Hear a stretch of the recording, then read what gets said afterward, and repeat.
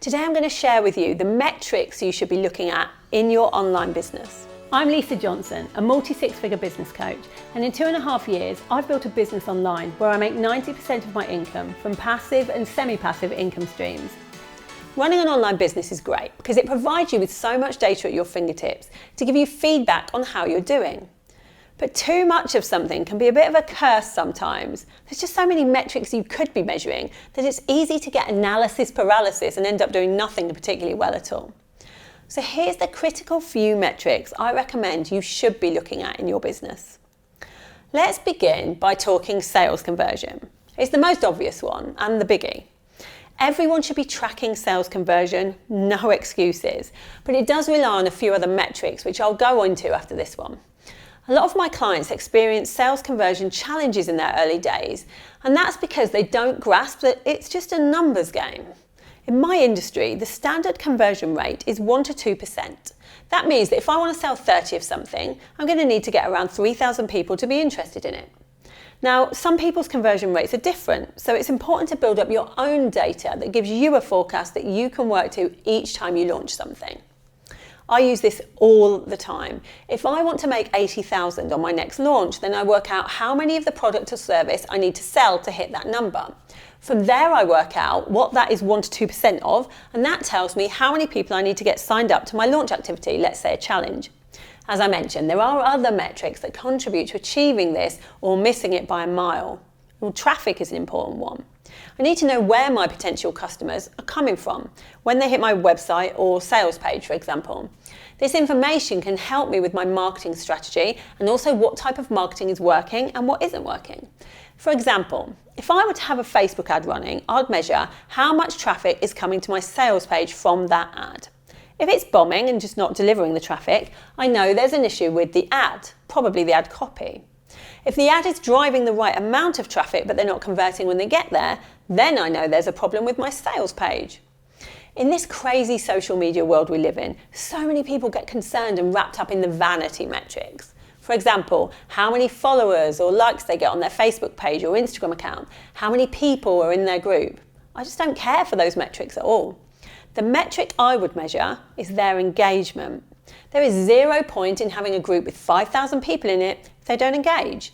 They likely aren't even seeing your posts anyway. So instead of tracking like and group members, track engagement. The more engaged your audience is, the more sales you're going to get from them. It's not all about sales either. I see a lot of online business owners go crazy with their launches, laser focused on getting the sales, but then forgetting to give great service. Their after sales care is out the window and they're already on to selling their next big thing. Big mistake in my book.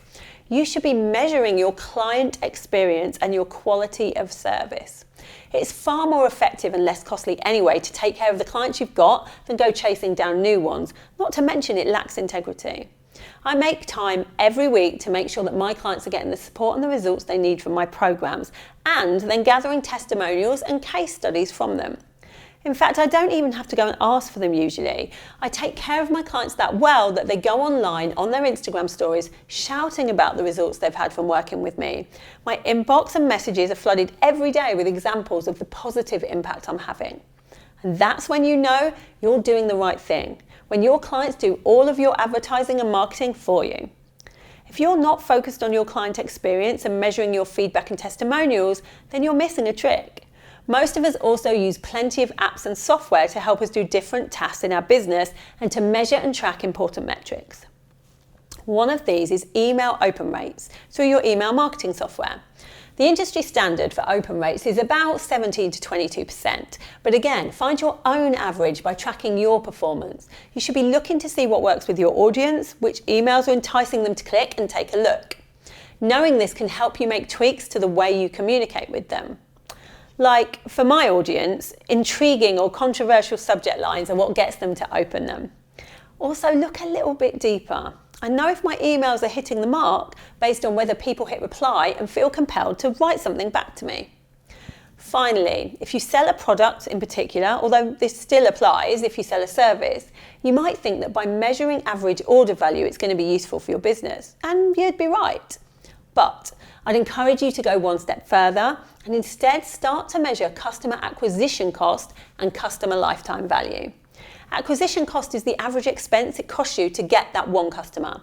It's your total cost divided by how many customers that you have. Knowing this, especially for launches or campaigns, can help you identify what type of launch strategy works best and which is more costly.